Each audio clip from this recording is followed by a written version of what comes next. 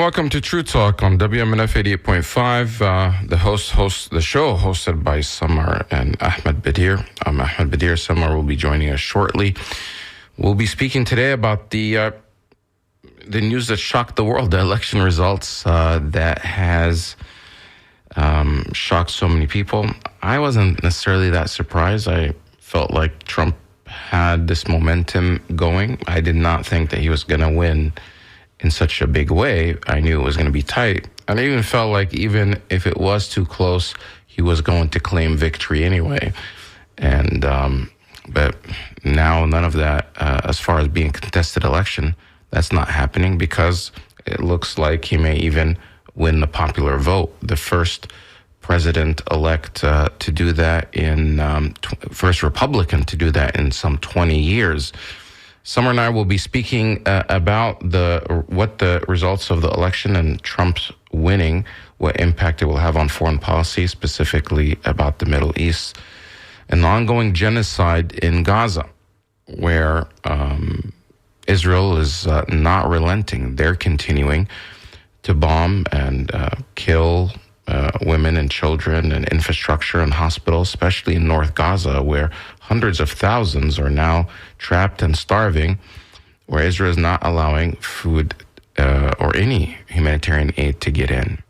What will happen now during this transition period while our government here is busy with the transition?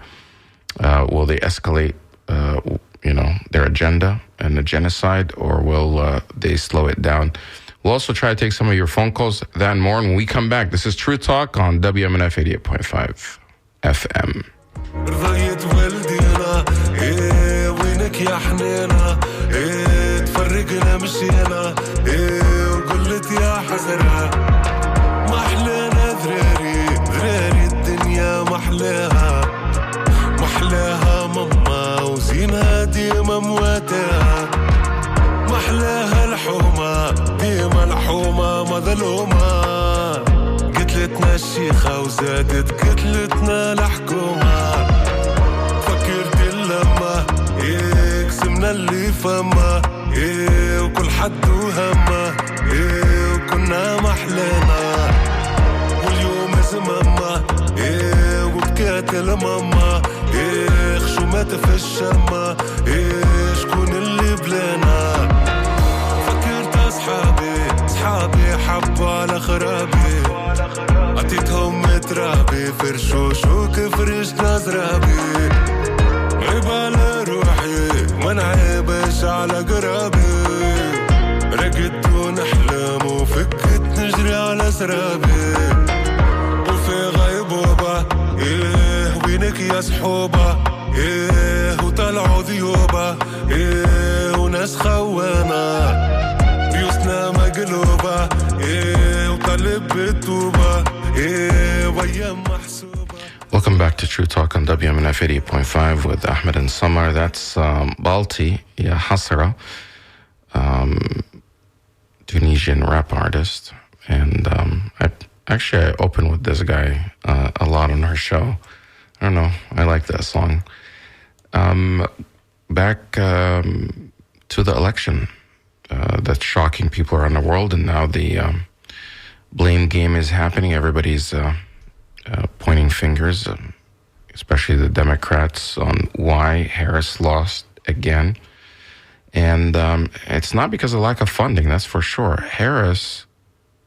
Kamala Harris raised her campaign had $1 billion and spent about $900 and almost $1 billion, becoming one of the most expensive campaigns of all time, combined with outside what's called super PAC or outside groups, allied groups. It was a combined total of $1.6 billion. Trump, on the other hand, raised $381 million, something like a little bit over a third of what Harris raised, and spent $345 million.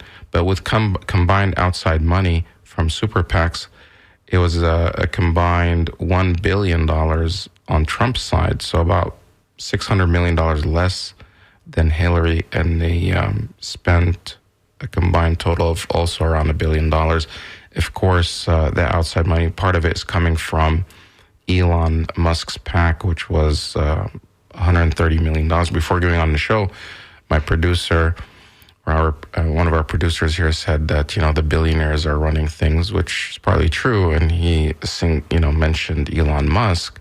Well, Elon Musk did put in $130 million of his own. However, on the hair society, billionaires were also backing her. The majority of the billionaires, she had more billionaire support than Trump did, yet still lost. Now, Samar is with me now live. Samar, were you surprised by the results? Assalamu alaikum, Ahmed, and hello to all our listeners and supporters. I was surprised, Ahmed, like you said, at the margin of winning. I thought maybe it's going to be a close call. I thought maybe it will be a repeat of what happened 4 years ago.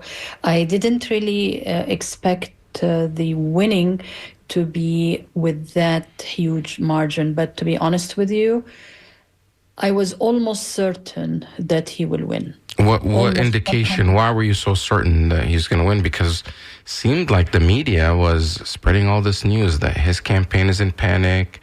He seems down, that he's looking at a loss. And there was this news about this Iowa poll that came out a few days right before the election, like on Saturday, saying that Iowa, which was supposed to be expected to go for Trump, that somehow the Seltzer poll there that's really reliable showed that Iowa would go to Harris, that she was up by 3 percentage points. And that was, people saw that as somehow an indication that she would win.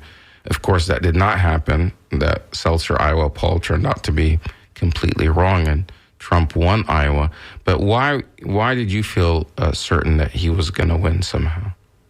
I'm going to tell you about something happened to me about maybe 4 or 5 months ago. I can't recall.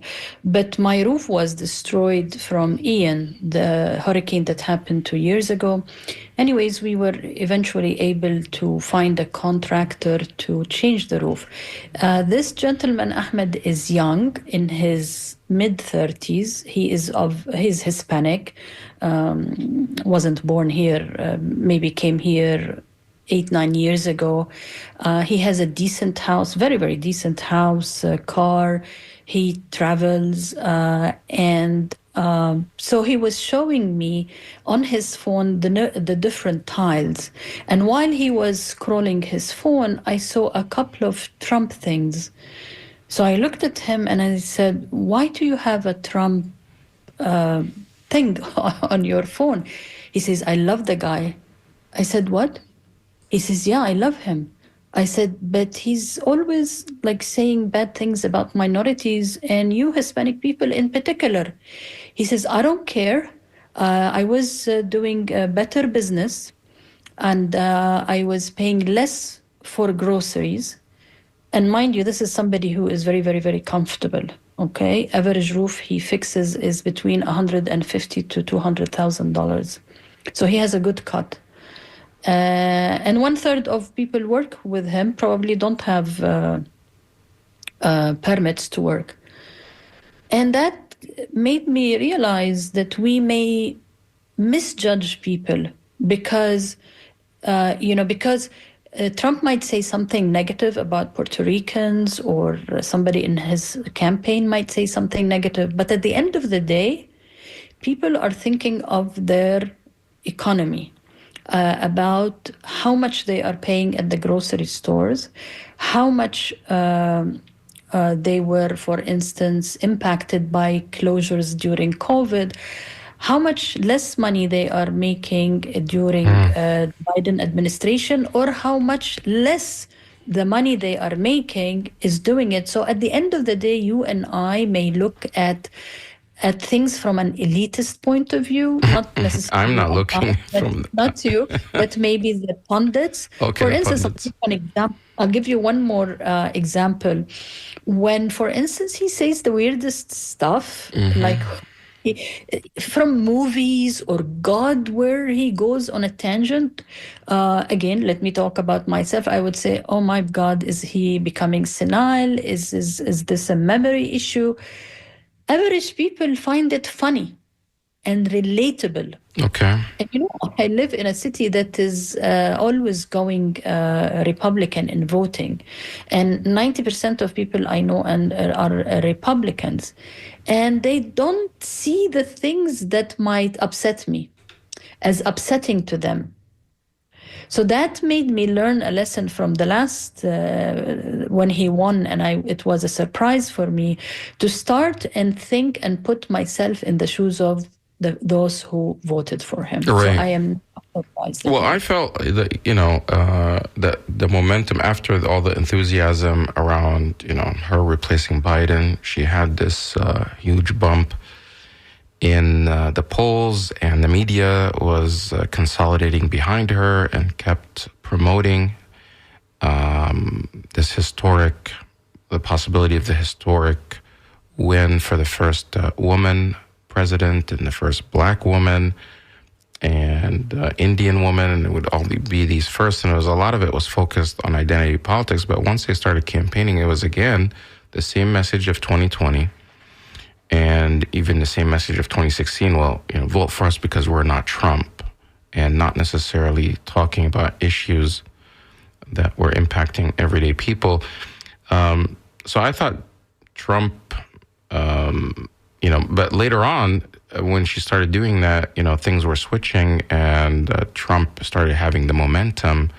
But then I had my second thoughts after that Madison Square Gardens rally where the opening act, this comedian made the comment about Puerto Rico being, an island of garbage. And of course, the media pushed this narrative that somehow, as if Trump himself had said it, but it was all over. And Puerto Ricans were upset, and Bad Bunny and all these, and Jennifer Lopez and other Latinos came out and immediately endorsed Harris. And people thought that, well, and especially in Pennsylvania, where there's 500,000 Puerto Rican voters, that would tilt the scales.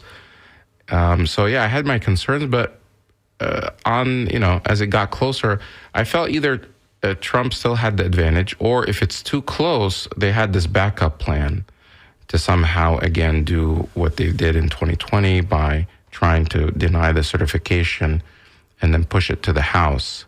But one thing, on the night of the election itself, I was looking at Georgia and North Carolina. I felt like if they went to Trump, then she can't recover, because those were the ones that get reported early on.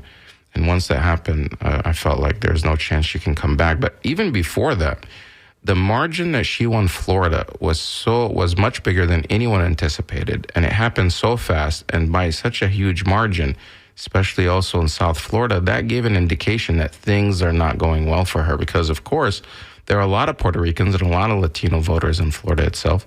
And the fact that it wasn't even close showed that, he had the momentum and it was going to be a better night for him. But we want to talk, Samar, more about the foreign policy specifically and the immigrant vote and, the votes outside, white and Black. But even talking about foreign policy, how it impacted, because one of the biggest differences this time around, of course, as you know, Harris underperformed everywhere compared to Biden in 2020. But the more drastic underperformance, of course, came from white males, or males in general, not just white, even Hispanic and Black men voted in bigger numbers for Trump than they did for Biden. But one specific category is the young voters between the ages of 18 and 29. That was the biggest shift. And it wasn't just the men, it was also women that shifted. And she got a lot less votes in that category. And some people are attributing it to foreign policy and also what they've, happened in Gaza, because that segment of the population, that those young voters, care more about that issue than other categories. And that actually made a big difference in states like Michigan and Pennsylvania. So even though, of course, Gaza and the genocide that's happening there was not the only issue, I felt like it was one of the contributing factors to their defeat, especially in states like Michigan. And, the polls had her up in Michigan, but she was defeated there. I don't know if you felt the same way, that the ongoing genocide in Gaza. Of course, we say Gaza in Arabic, it's Gaza. In English, they say Gaza. So sometimes it's interchangeable. But did you feel like so it wasn't just the Muslim and Arab vote that was impacted. We'll talk about that in a little bit, but just a general vote of young people. Gaza turned out to be something that's important to them, and they reacted accordingly. I would agree with you, Ahmed, when it comes to the young people, because a vote for Trump does not necessarily in agreement with all his policies, or as much as they want to make sure that the same administration that didn't care about the Arab vote or the Muslim vote or the Palestinian vote and refused to meet with any representative of the mass voters who cared about Palestine and Gaza and what is going on. So it might be not necessarily a vote of confidence for Trump as much as making sure that this administration that has financed the genocide is not going to continue financing the genocide. Especially, for instance, I remember vividly, she was on The View and she was asked, so what is it that you're going to be doing different than the Biden administration? And she said, oh, nothing comes to mind. So she's not offering anything new for young people, maybe, or everyone will have his own reasons why he didn't vote for Kamala and why he voted for Trump. But not every vote for Trump necessarily means in support of Trump. Correct. As much as in defiance of Kamala. But I think, Ahmed, we will need more time to really analyze and study to what degree Gaza played a factor. But maybe it is in the larger context of Americans are sick and tired of financing wars. Yeah, and he depicted himself as anti-war. Like, it seems like things flipped around. Kamala is going around campaigning with Liz Cheney, one of the most hawkish pro-war members of Congress on the far right.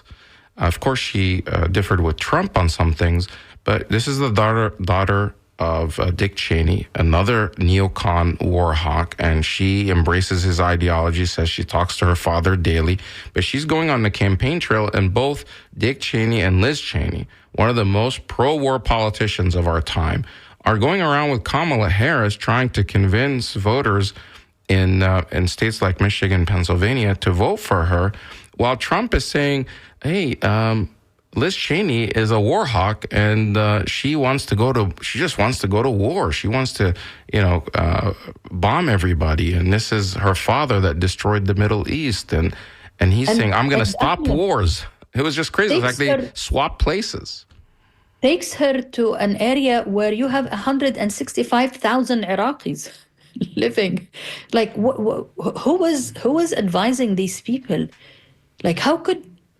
there are at least 1 million Iraqi civilians dead because of Cheney. Of Dick Cheney, yeah, Liz Cheney's father. So even if those people hate Trump, but they definitely hate somebody that destroyed their country and bombed their people even more, like Dick Cheney.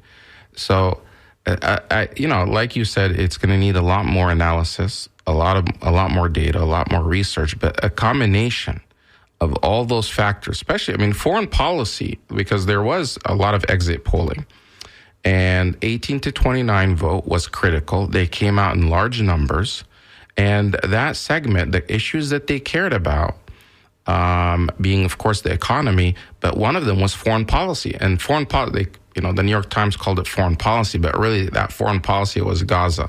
So that's one of the top issues. But I remember early on in the campaign, even when Biden, before Harris was swapped in as the candidate, and the Biden administration refused to address or try to at all change their rhetoric or their policies about arming Israel, in the ongoing genocide in Gaza. And one of the reasons the Democratic pundits or strategists kept repeating is, well, the American public and the voters, they don't really care about Gaza. And they kept showing that the young people and people on, because, there was a wave of the campus encampments and protests that were happening. And they kept providing polling that shows that young people and students don't care about Gaza. It's not a top issue for them, that it's really not that important. It's not a factor in who they support this coming election. But that turned out to all be wrong. The reality is it was a factor. It was one of the top 5 issues, and it made a difference. So just like I felt Biden's polling or likability was going downhill, especially among his base, the liberal base and the progressives. And that's one of the reasons people were not excited about him. He ended up having to leave. I think Gaza played a role in that. And I also believe that the Gaza genocide played a role in Harris's defeat. A lot of people are pointing fingers. Some of them are blaming Biden himself and saying that Biden threw Kamala over a glass cliff and he should have pulled out earlier. He's the one to blame.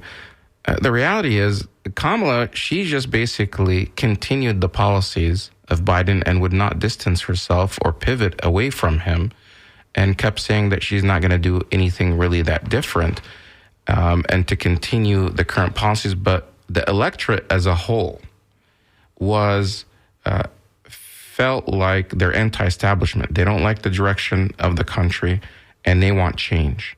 So of the two options, Harris represented continuing the status quo, keeping things as is, and Trump represented change. As much as even people may not like who he is, but he was the only vehicle that is promising to disrupt. And even though they may not have agreed with all his rhetoric and policies and hate and discrimination and misogyny, yet they want change. They feel like this government, and for the past maybe 10 years, 20 years, hasn't been working for them, regardless of who's in office. And Trump is seen as not only anti-democratic establishment, he's also anti-Republican establishment. So they see him as some sort of disruptor. Some people say like a bull in a china shop.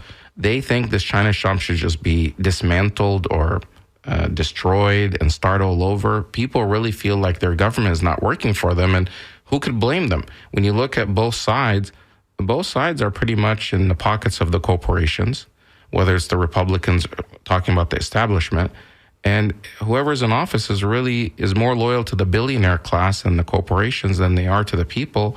And you can't really see a big difference between both sides, except on social cultural issues like abortion, LGBTQ. And that basically came down to that. That's really, when you look at the Democrats, the establishment, that's what they've been talking about, instead of bread and butter issues, economy, the inflation, how it's impacting people's lives, etc. Actually, Ahmed, I want to read to you a tweet I put in the Arabic language.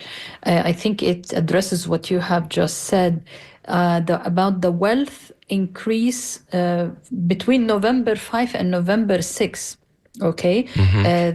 Like 2 days ago. Elon Musk only, his wealth increased 10%. His wealth is $290 billion. After the election results. After the election results, just him, he made $26.5 billion in one day. Jeff Bezos' wealth increased 3%. I think only Mark Zuckerberg is the only one whose wealth didn't. Because Trump has been saying that Facebook is the enemy or something. He's the only one. So Larry Ellison, 5.4%, around $10 billion. The only guy who lost money is the French guy of the Louis Vuitton. I really have no idea, but he lost like billions. I have no clue why.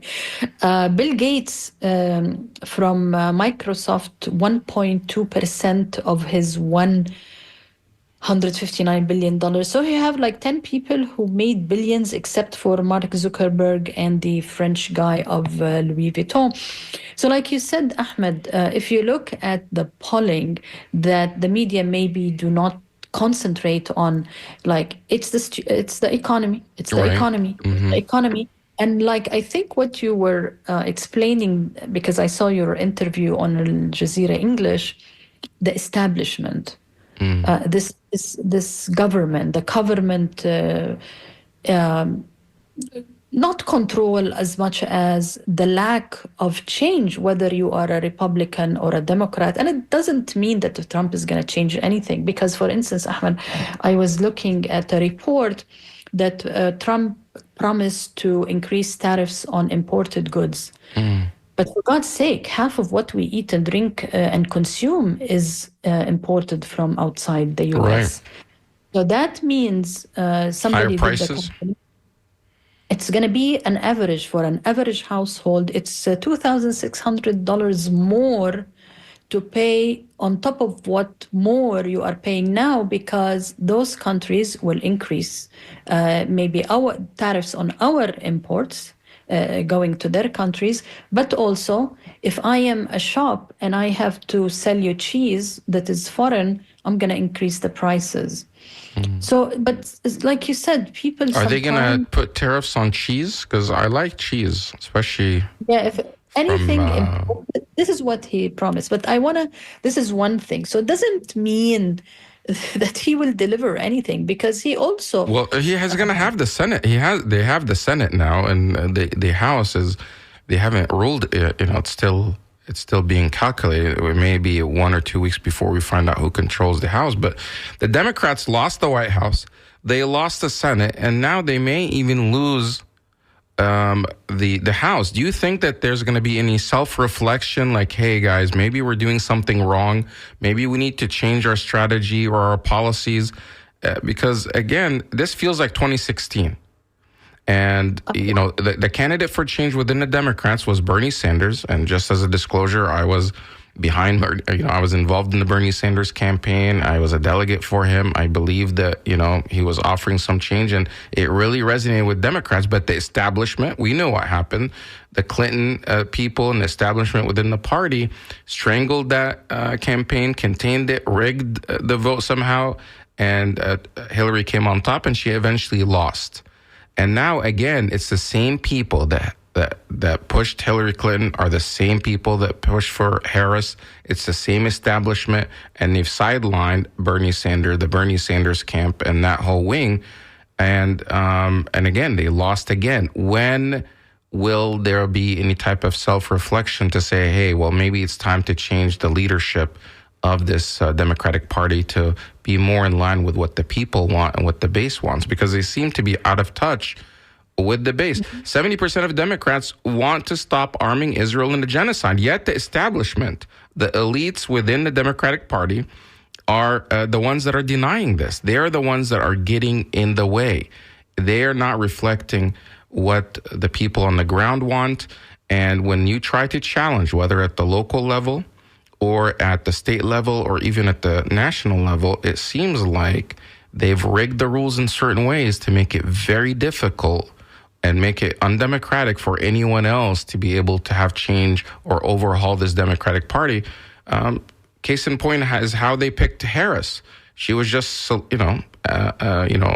appointed instead of having an open convention. She was just chosen by the leadership. Ahmed, I think you raised also in the middle of what you were saying a very important point, and I really want to address that. The reaction, you asked, will there be reflection? The knee-jerk reaction from people on Twitter, because you know how much I am there, from supporters of Harris and Republicans, coming at me and people like us, although I publicly do not mention if I'm going to vote for this or that. I don't do these. but saying, oh, okay, now we'll see how he will wipe Gaza out. Now you will see how he will turn it to a parking lot. Now we will see how Trump is going to finish the job really quickly and support Netanyahu. Like, excuse me. As if you're to blame. As if you're to blame for what happened. Yeah, why aren't you like taking a moment to think of what you are saying? Why this hateful language? You keep pointing fingers at Trump supporters and say they are hateful, they are ugly, they say bad things. You are doing the same to me.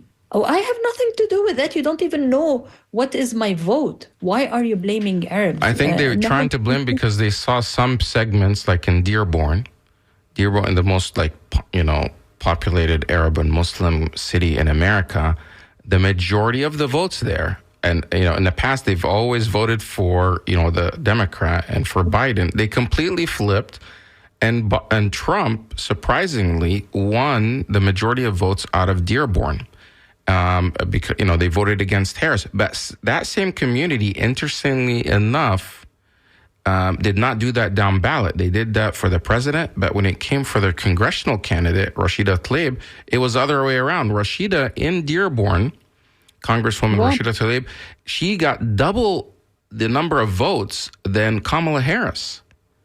So even though they're both in the same party, so it's more about the policies. It's not like these people just abandoned the Democratic Party. Yeah, but it was something against Harris because, one, Harris refused to go to Dearborn at all.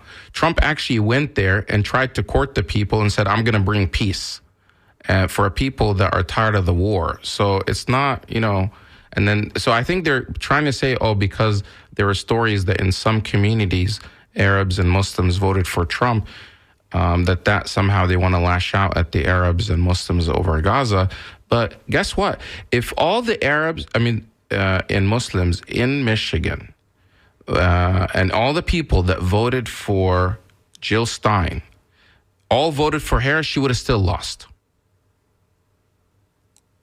Because one of the things they kept saying was, if you vote third party, if you vote for Jill Stein, that's a vote for Trump. However, if you calculate nationwide even, if you calculate all the votes of all the third-party candidates together, you're talking about Jill Stein, Oliver, even RFK, who was no longer in the race but was still on the ballot, and anyone else. If you calculate all the third-party together combined, if they all voted for Harris, she would have still lost. That's how bad the loss was. And also Ilhan Omar won. So it seems... like you were saying, Rashida and Ilhan, they won by very comfortable margins. At the same time, the rest of candidates are fighting for their lives. But one more thing, Samar, I just wanted to point out on that note. I was watching an expert talk. I think it might have been on Democracy Now!, basically pointing out that all the congressional candidates that stood against and spoke out against the genocide in Gaza and were vocal, there aren't that many. In their general election, they all won comfortably. They did not lose. So the idea that somehow, if you speak out for Gaza, that will hurt you in the general election, that did not happen. Like you mentioned, Rashida, Ilhan, Samar Lee, they all won their elections, and actually by way margin. So on one hand, Harris lost, right? But that did not translate to losses for those that within her party, Democrats, who were vocally in support of ending the genocide and speaking out against Israel. Those people won. Harris lost. So that should offer some self-reflection that, hey, maybe the Rashida and the Ilhan and the Samar Lee wing have something that the voters want, and especially when it comes to foreign policy. Now, the people that they were able to defeat, the AIPAC and the pro-Israel lobby, they were able to defeat Jamal Bowman and Cori Bush, but that did not happen in the general election. That happened in the primary by AIPAC recruiting other Democrats to run against the incumbent Democrat to kick them out of office and pumping millions and millions of dollars, and sometimes 5-1, 10-1, as far as the funding to defeat Jamal Bowman and Cori Bush And they were not defeating them on a message that, oh, they're pro-Palestine. They were smearing them with other tactics about local issues. So the point that I'm trying to make is standing up against genocide is actually a winning policy, and those that stood up against the genocide actually won their election. Those that enabled the genocide, like Harris, ended up losing. Of course, that wasn't the only reason. There are a number of them, but that's an important criteria. And I think it should motivate more Democrats to be vocal against the genocide and against arming Israel to continue the genocide. Let me just remind our listeners, this is True Talk on WMNF 88.5 FM. My co-host Ahmed Bedier and myself, Samar Jarrah, are discussing the result of the elections from our perspective as American Arabs. Ahmed of Egyptian origin, I'm of Palestinian origin. We are both Muslim. We are also, Ahmed, maybe in the last few minutes we can talk about what is being said in Arabic in the Arab world, because it's quite interesting. But I just want to address a tweet by David Korn, who's a DC bureau chief of Mother Jones and an MSNBC analyst. He came back to say, oh gosh, you misunderstood this tweet of mine, where he was responding to the fact that somebody was saying how much Trump won in Michigan.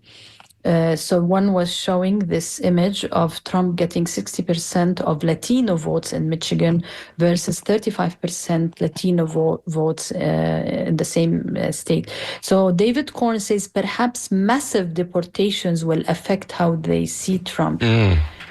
They need really, like you said, if they want to salvage the Democratic Party and salvage and think, okay, what can we do after the 4 years, how can we defeat, because I am sure his vice president will be running for office.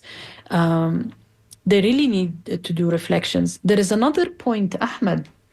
I just read a statistic that says 79% of Jewish votes went to Kamala. And this is something that has not happened, statistically speaking, for 24 years. So this is also another thing that should be reflective. What is the point of that? What is the reflection? So many people are standing with genocide, voted for her. Right. Because so the pro-Israel people are standing with Harris, is what you're saying. Or yes, voted for Harris and lost. Of course, people are reporting, though, that Netanyahu's and people, the right wing in Israel, are celebrating Trump's win. I don't know if, if that's consensus there, because I've also read before the election that some within Israel are a little concerned if by Trump's win, because he's been saying he wants to end the war. And maybe we can shift to that. What do you think is going to happen now that Trump won? And do you think that the Gaza genocide will continue under his leadership? Is he going to just, as some of these Democrat activists are saying online, wait until Trump turns it into a parking lot, turns Gaza into a parking lot, which, by the way, a lot of activists, Palestinians, pro-Palestinians responded, or what they call, clap back, to say, well, Gaza is already a parking lot now and has been under Biden and Harris for quite some time. Aren't you paying attention? One account tweeted back showing an image of a baby's foot in the rubble, and responding saying Gaza has turned into a cemetery under Biden. So forget about parking lot; it's already a cemetery now. I don't know if these people that are saying these things, like you said, were not paying attention or what, but Gaza, the genocide is continuing, has been under this administration. But what do you think is going to happen now moving forward? I just want to say something. I don't think they care for us when we have a different opinion, Ahmed. Who's they? care for us. Like you say, or these Democrats, for instance, who are saying you're going to see what Trump is going to do to you. He's going to turn it into a parking lot. They do care about us when we are on the same page, but if we have a different opinion, all of a sudden they remember that we can be deported, and we are the other, and we are brown. But you and I mean, it's not like we are pro-Trump. We're just saying, hey. Absolutely not. It's like they equate criticism of somehow that you're being with the other side. No, okay, own up to your own mistakes. Not. Why aren't you blaming white women and white men who voted for Trump? I mean, Harris barely won the white women vote, but not by a huge margin as she did with the black women. And white men, I mean, overwhelmingly for Trump. Why aren't you blaming the young vote? They're out of touch, and they want to just blame everyone but their own selves and their own policies, that they don't want to talk about the issues that are really impacting everyday people. And they need that self-reflection. You know what? When you mess up at a job, you usually get fired. Let's just see how many people are going to get fired from this political establishment. I think that they'll probably likely, do everything they can to remain in power to lead the Democrats. But let's just get back to this topic before we end up. And by the way, we want to take some phone calls at the end to get some reaction. So if you want to call in, you can call in live at 813-239-9663, 813-239-9663, or you could email us at dj@wmnf.org, dj at wmnf.org. But please answer that question. I want to read a couple of emails. What do you think is going to happen that Trump is now won the election when it comes to Gaza? I think he will find a way to cut a deal, as he likes to use this word. I think he will try to stop it somehow. It doesn't mean it's going to be to the advantage of the Palestinians. It doesn't mean that he will be pursuing two-state solution. I don't expect anything, to be honest with you, very positive from Trump. However, I think you and I had this conversation. He might actually the idea of Israel annexing the West Bank. It's already under total occupation. So just give it another name. And this would put Palestine in new perspective, because this idea of milking the two-state solution, I mean, every time I hear two-state solution, I want to really don't want to say. You want to puke? Is that what you're saying? Yeah, is that a okay word? I'm not sure. Yeah, puke is okay for the air. Okay. Vomit. Now, so really, it's dead. So not that, because just to clarify to people, you're not against it because you're against people having their own states, but you're saying that because it's a facade. It's not possible anymore. They're just using it as an excuse to just further, as if somehow there's hope for it, but it's non-existent. It can never happen anymore because of how much land Israel has already taken and occupied and built settlements all over the land. If there's a two-state solution, the land of the Palestinians is all populated now with Israeli settlers, right? Is that what you're saying? Exactly. It's worse than Swiss cheese. It's hopeless. There is nothing called two-state solution. So it's indicative of how the Democratic Party, and before it, of course, the Republican Party, always sell this idea of two-state solution, which is undoable and unattainable and too late to do it. So maybe really we have to face the reality that there is an apartheid state. There is a law. If you are Jewish, you are protected under it, and any person and any property that is not Jewish is going to be living under a different set of laws, and you can be killed, and anything can happen to you. Let me read this message from DeMarco, who said he basically sent a screenshot to a text message he sent to the Kamala campaign. Of course, I'm sure you've gotten all these text messages, in the past couple of months from the campaigns trying to get you to go vote for them. So he sent a message, and he sent me the screenshot of it. And this is back from October. He sent a message saying, if you stop funding genocide, I'll support. And he says, if you lose this election, it's because you're funding genocide to protect apartheid. All you have to do is announce that you will change policy and stop arming Israel. If you lose, it will be because of your arrogance, and you will deserve it. We don't deserve to have you risk U.S. democracy to continue funding genocide. And in the comment today, he's saying, when he copied this message, he said, he or she, I don't know their gender, about Harris. Harris allowed Trump to be the peace candidate, which is a sick and twisted joke, because she is arming Israel, promising to arm Israel, said build the most lethal military in the world at the convention. And somehow Trump pivoted and said, hey, I'm going to bring peace. I'm going to stop the wars. I'm not going to start new wars. Of course, and he's saying it's a twisted joke that that's the case, but all she had to do is say, when it comes to foreign policy, that I'll stop arming Israel. I want peace, not war. And things might be different. I have Betty called, and she's been on for a long time. I'm going to take her phone call, and if you want to join in, you can call 813-239-9663, 813-239-9663, or you could email DJ@WMNF. Betty, sorry you've been on hold for so long. Thank you for joining. You're on True Talk right now. Go ahead, Betty. Betty, are you still there? I think she was on for so long that she might have left. Hello, Betty. Okay, well, maybe we'll go back to Betty later. Mike from Sarasota, go ahead. Hey, thank you for taking my call. Sure. I wanted to respond to your comments about the Latin vote in this election. Yeah, go ahead.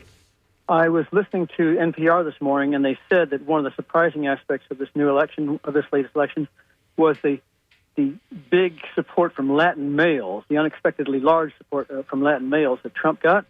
Mm-hmm. And this has sparked me to thinking two things. I mentioned two other things. One, my friends in the black activist community have often complained to me how the Latinos don't really seem to ally with them. Mm. And then my final point here, and I don't expect that you can possibly agree with this, but I think that there's a sense of machismo in the in the Latin male community, which was pretty famous. And I think Trump, as we all know, had kind of a bro, very aggressive approach later on. He was trying to appeal to the bro culture. Yeah. So I think that Latin male machismo thing may have allowed a lot of Latin males to go switch over to the Trump campaign. Yeah. But, this same bro mentality or feelings are even more prominent within the white community. I mean, the white bros are the biggest segment that went with Trump, right? Well, I'm not. So it's not just exclusive. It's not just exclusive to Latin. It's just the difference this time is even minority groups like Black and Latin also shifted over in bigger numbers.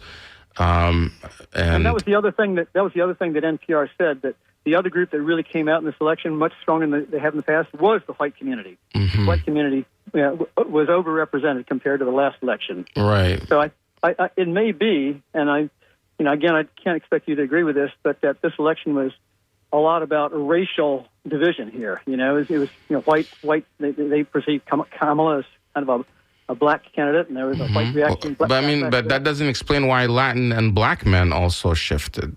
That's where I get into the machismo thing amongst Latin males. Now, but I think in a way that I may not agree with you there. But thanks for calling in, Mike, for offering that. That some are the Democrats are trying to paint this that America's still racist, and that's why they did not choose a black woman. America is still misogynist, that's why they didn't choose a woman. And that's the reason. They don't necessarily want to make the connection that this is about policy. And, Bernie Sanders issued a statement saying that how does the party expect How does a party, the Democratic Party, who abandoned the working class, expect the working class not to abandon them?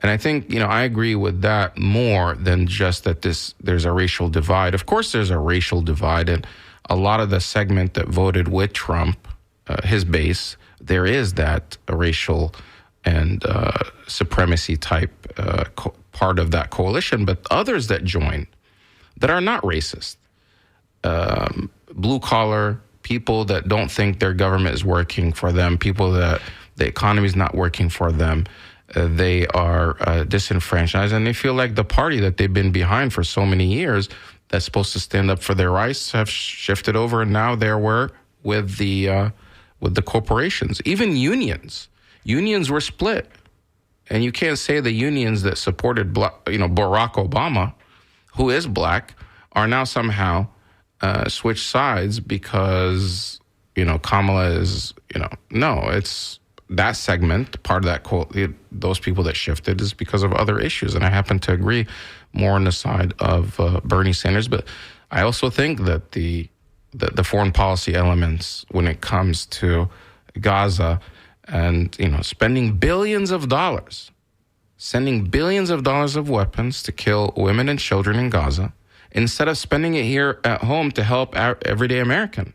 I think people are tired of that. Even Ukraine, they're tired of spending so much money overseas on these military, supporting militaries and American, what they think is American, what some call American imperialism, while ignoring the spending here at home, while infrastructure and healthcare and people can't afford groceries, they can't buy houses, the rent has skyrocketed, and you're still sending billions overseas. I think people, so the coalition that came together to support Trump, it's not necessarily all because they like Trump, and it's not because they're all racist, and it's not because they're all misogynist.